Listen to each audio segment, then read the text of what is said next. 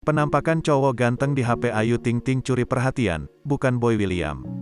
Penyanyi dangdut Ayu Ting Ting kembali mencuri perhatian publik gara-gara foto pria ganteng di casing handphonenya.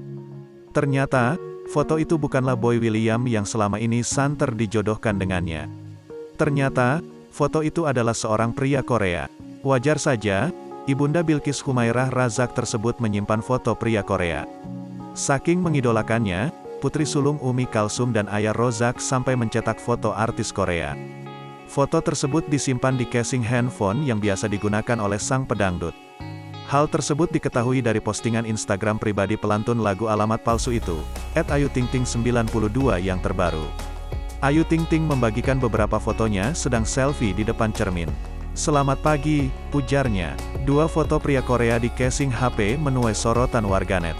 Dua pria Korea tersebut adalah Kim Seok Jin dan Park Ji Min, personel grup BTS.